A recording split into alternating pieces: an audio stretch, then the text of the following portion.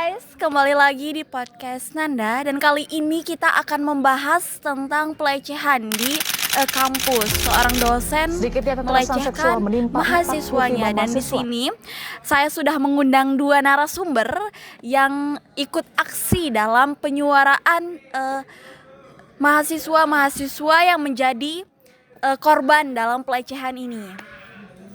Dan ini dua narasumbernya atas nama siapa? Halo, perkenalkan saya atas nama Nilo Heka Saraswati. Perkenalkan, nama saya atas nama Alifa. Dari universitas mana, Mbak? Dari Universitas Mataram. Nah, teman-teman, inilah teman-teman yang menyuarakan aksi mereka di Universitas Mataram. Kalau boleh tahu, Mbak, gimana nih, kok bisa sampai mahasiswanya dilecehkan? Apa motif yang kira-kira teman-teman rasa itu menjadi motif dalam pelecehan ini? Dari saya dulu, mungkin dari saya sepengalaman saya atau saya mendengar itu si mahasiswi ini sedang di tahap penyusunan skripsi dengan dosen pembimbing tersebut. Alih-alih penyusunan skripsi, si dosen pembimbing tersebut menawarkan skripsinya ini di ACC, tapi dengan syarat dia mau memuaskan nafsu si dosen tersebut gitu. Oh, jadi kayak diancam ya, Mbak? Iya, kayak gitu. Kurang lebihnya seperti itu. Nah, kalau Mbaknya? Tapi mungkin saya ada juga sisi pandang yang lain. Bisa jadi mahasiswa ini yang kayak mungkin berpikiran biar lebih mudah untuk melakukan skripsinya itu, dia kayak lebih ingin menggoda dosen itu. Mungkin dua-duanya sama-sama iya, gitu. bisa juga dari situnya terjadilah hal tersebut. Mungkin di situ. Wah, ini teman-teman, ini ada dua pandangan. Yang pertama itu dosennya yang mencuri-curi waktu. Nah, yang kedua itu mahasiswanya yang ingin mempermudah sehingga dia rela, teman-teman. Nah, teman-teman sendiri gimana sih, apa yang harus kita lakukan supaya tidak terjadi pelecehan tersebut gitu, dari dosennya ataupun mahasiswanya tersendiri? Menurut pendapat saya sih, sebelum kita menjadi dosen kan kita sudah melakukan sumpah dosen ya, seperti kita melakukan sumpah profesi kita.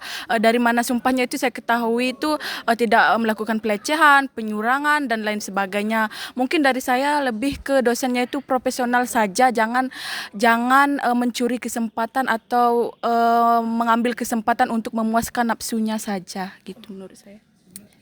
Jadi kalau menurut saya itu mungkin bisa pada saat kita ingin melakukan bimbingan skripsi atau pada saat melakukan bimbingan itu jangan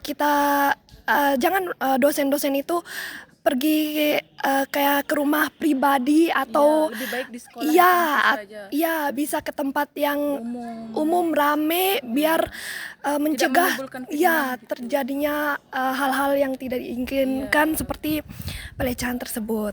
Ya. Nah, kalau boleh tahu, berapa sih korban yang sudah ada di Universitas Mataram nih yang teman-teman kira tahu gitu? Sejauh ini saya cuman taunya baru satu aja, ya beberapa aja, nggak sampai yang lebih dari 10 gitu, belum, cuma beberapa aja yang saya tahu. Ya, mungkin juga karena kita masih semester Iya. 2, jadinya belum ada cerita-cerita lagi. Iya. Nah, gimana tanggapan teman-teman? Karena kan banyak korban-korban nih yang tidak mau menyuarakan, yang takut gitu menyuarakan kalau mereka itu sebenarnya korban, sehingga banyak yang korban-korban selanjutnya. Nah, tanggapan teman-teman itu kayak gimana sih? Kalau menurut saya pribadi sih mungkin dari siswinya ini takut atau malu kalau ketahuan bahwa dia ini sudah melakukan hal yang tidak dengan oknum dosen tersebut. Jadinya dia itu malu untuk menceritakan ke temannya bahwa dia itu udah rusak sama dosen itu. Makanya dia menyembunyikan hal tersebut dan timbul korban-korban baru. itu menurut saya. Jadi menurut saya itu korban pelecehan itu bukan suatu hal yang memalukan, bukan aib. Nah, itu kayak kita dapat musibah saja, tapi itu musibah yang harus kita hentikan. Seharusnya kayak kita tuh jangan sampai kita diam nanti banyak lagi korban. Maksudnya tuh kayak jangan dah takut. Misalnya kalau kita dikeluarin di kampus tersebut, kita bisa mungkin pindah lagi ke kampus yang lain, mungkin bisa kayak gitu. Wah, itu teman-teman, jadinya kalau teman-teman sebagai korban pelecehan jangan takut untuk bersuara teman-teman, karena itu bukan aib. Dan itu tuh harus kita suarakan supaya tidak ada korban-korban selanjutnya. Nah, ini ya narasumber kita sangat-sangat hebat banget, sudah memberikan waktu untuk sharing session bersama kita teman-teman. Jadi ini teman-teman, apa pesan-pesan teman-teman supaya tidak ada korban-korban selanjutnya? Entah itu pesan untuk mahasiswa atau oknum dosen lainnya.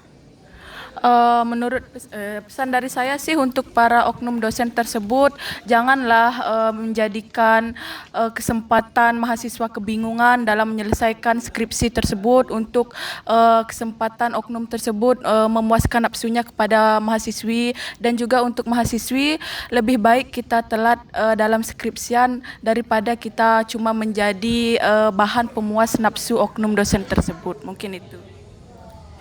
Nah, jadi pesan saya itu mungkin misalnya kan ada rumor-rumor dosen tersebut pernah gitu mungkin ya.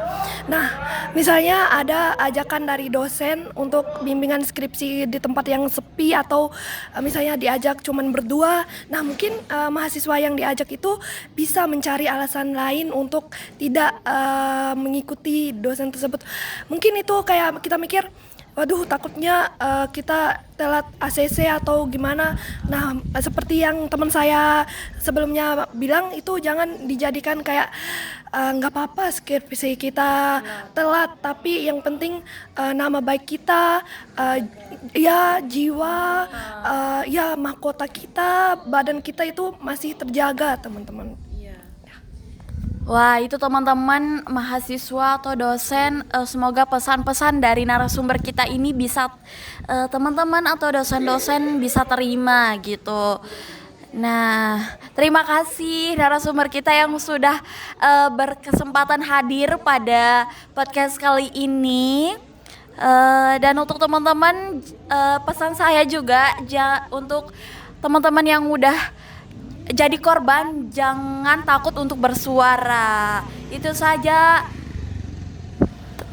untuk podcast kali ini. Wassalamualaikum warahmatullahi wabarakatuh. Bye bye teman-teman.